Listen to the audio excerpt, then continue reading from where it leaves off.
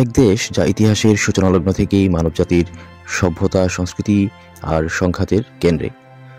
Syria যেখানে সভ্যতার শুরু সালাউদ্দিন আইয়ুবীর গৌরবময় যুগ, আর শেষ পর্যন্ত বাশার আল আসাদের পতনের গল্প। চলুন যাত্রা করি সিরিয়ার অজানা এবং উত্তাল ইতিহাসের গভীরে।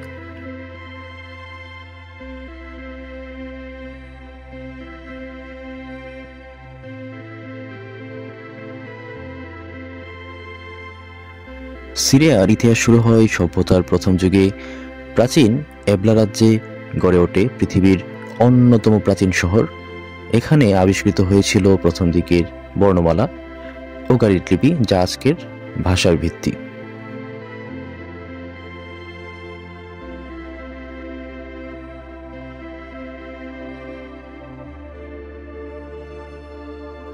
পামিরার মতো শহর, যা একসময় মরুভূমির ব্রতি নামে পরিচিত, রোমান সাম্রাজ্যের অন্যতম গুরুত্বপূর্ণ কেন্দ্র ছিল। ইতিহাসের পাতায় সিরিয়া বরাবরই একটি সভ্যতার মিলনস্থল।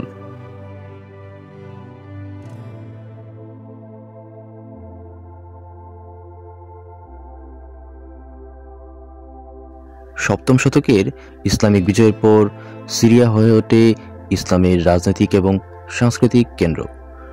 উমাইয়া খিলাফতের রাজধানী দামেস্কে নির্মিত হয়েছিল উমাইয়া মসজিদ, যা ইসলামী স্থাপত্যের এক অনন্য উদাহরণ। এই যুগে সিরিয়া ছিল বিজ্ঞান, শিল্প এবং বাণিজ্যের কেন্দ্র, কিন্তু এই গৌরবের দিনগুলো স্থায়ী ছিল না।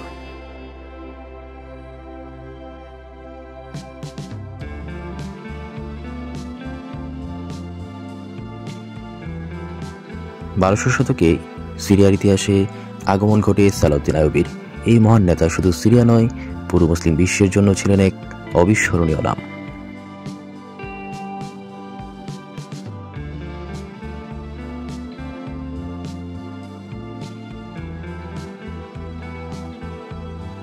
জেরুজালেমকে ক্রুসেডারদের হাত থেকে মুক্ত করে তিনি প্রমাণ করেছিলেন যে সৎ নেতৃত্ব ও দৃঢ় সংকল্পের মাধ্যমে বড় লক্ষ্য অর্জন সম্ভব। কিন্তু তিনি শুধু একজন যোদ্ধা ছিলেন না, বরং তার দয়া ও ন্যায়পরায়ণতার জন্য তিনি শত্রুদের কাছেও ছিলেন প্রশংসিত।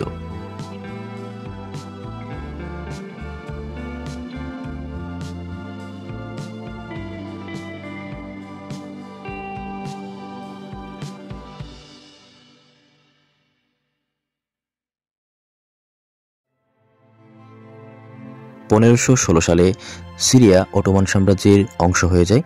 পরবর্তী 400 বছর এটি ছিল অটোমানদের নিয়ন্ত্রণে। তবে প্রথম বিশ্বযুদ্ধের পর অটোমান সাম্রাজ্যের পতন হলে সিরিয়া ফরাসি উপনিবেশে পরিণত হয়।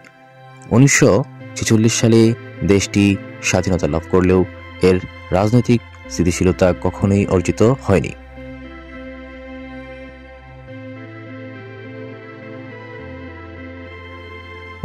সালে হাফেজ আল আসাদ ক্ষমতায় আসেন। তিনি সিরিয়াকে কঠোরভাবে শাসন করেন এবং একটি সামরিক রাষ্ট্রে পরিণত করেন। 2000 সালে হাফেজের মৃত্যুর পর তার ছেলে বাশার আল আসাদ ক্ষমতায় আসেন। প্রথম দিকে তিনি একজন আধুনিক নেতা হিসেবে পরিচিত হলেও শীঘ্রই তার শাসন দমনমূলক হয়ে ওঠে।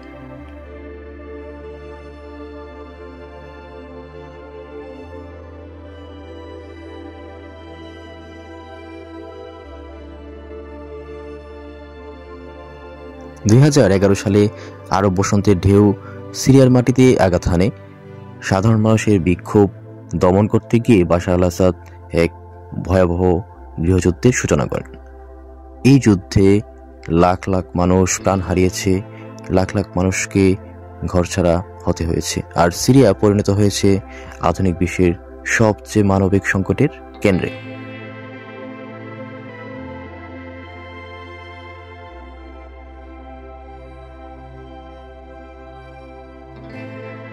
24 বছরের শাসনের পর বাশার আল আসাদ পদত্যাগ করেছেন এবং রাশিয়ায় পালিয়ে গেছেন। কিন্তু তার শাসনের ক্ষত কি সহজে মুছে ফেলা যাবে? সিরিয়ার জনগণ আজও নতুন ভোরের অপেক্ষায়। একটি দেশ যার প্রতিটি ইঞ্চি মাটি ইতিহাসে পূর্ণ, এখনও নতুন ইতিহাস করার অপেক্ষায়।